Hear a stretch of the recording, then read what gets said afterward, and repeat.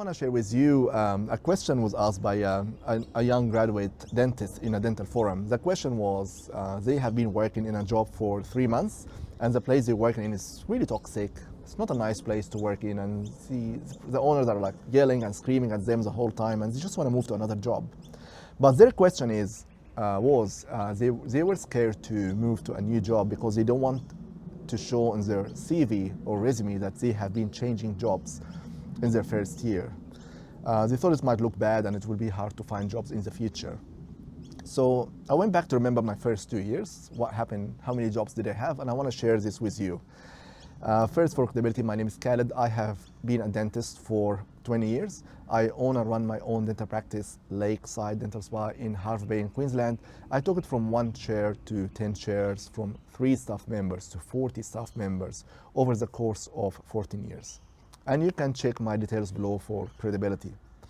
So I remembered, I went back to remember, like, what did I do in my first 2 years? Was I staying in one job, or did I move in different jobs? Then I realized in my first 2 years, I changed 9 jobs in 2 years. And there is one job that I worked for 4 hours. So I went to work in the morning, and by lunchtime I decided, no, it's not the right place for me. I'm gonna walk out. I am leaving this practice. Back then, luckily, most of them were like handshake agreements. There were no contracts on those jobs, which is good. And for variable reasons, I believe that back then, I think my mindset was, if a place is really hard to work in and I can't enjoy working in that place, I can't learn anything in it, and it's affecting my mindset, I need to exit as soon as possible. And I think some jobs were good, some jobs were really bad, some jobs were not as good. And some of the reasons I left some of the jobs is faulty equipments, poor infection control, owners are just not nice to deal with. They take your patient from your appointment book, they don't pay you on time, they yell at you, scream at you through instruments at you, even in the surgical room or whatever, have some anger issues, dishonesty in expectations of how many patients they're gonna give you, how much money they're gonna pay you, what kind of materials they have, what kind of equipment they have. So there was major problems, or simply I was just finding better jobs and better mentors that I wanted to join as well, just getting up in my jobs, basically stepping up. But after 9 jobs, I realized, you know what, this is not working for me, and that's when I decided I need to open my own practice, and I never looked back since then.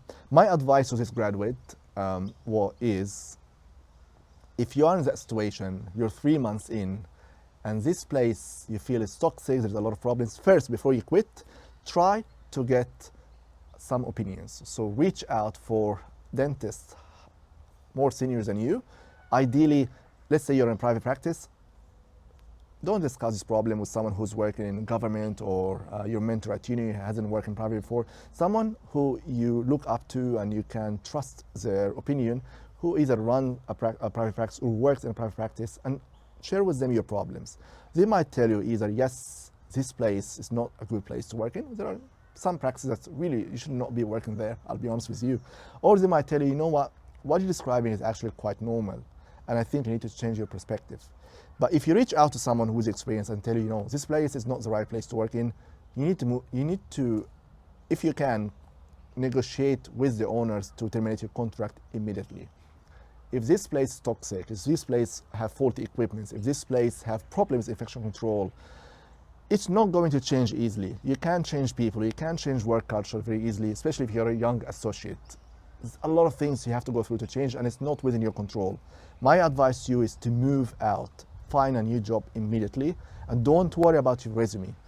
If, let's say, after 1 year you moved 3 or 4 jobs and you have some good valid reason, if I'm a practice owner, I'm interviewing you after 1 job, after 1 year, for example, and I look at your resume and you change 4 jobs and you give me some good valid reasons, that seems to me you sound like a reasonable person and this workplace is really bad to work in, I will still give you a job. I wouldn't be bothered by this. But if you give me reasons that sound like you're really difficult to manage, and those practices already have good reputation, I mean, they have good history with employments, everyone knows that those practices are really great to work in, and we can tell as practice owners whether other businesses are working well or not in their HR environment, then yes, it's going to be a problem. But don't be scared. Reach out to someone more senior, get advice, and if this work is not right for you, negotiate with the owners early termination of contract. And if there are faulty equipments and a problem with infection control or stuff like that, document it, because it will give you leverage when you negotiate early release or termination of your contract. Find this information helpful, make sure you like it and share with your friends and colleagues. If you want to hear more about my videos, please subscribe to my channel and turn notifications on, and you will be notified when more videos are released. Thank you so much for listening to me. It means a lot to me.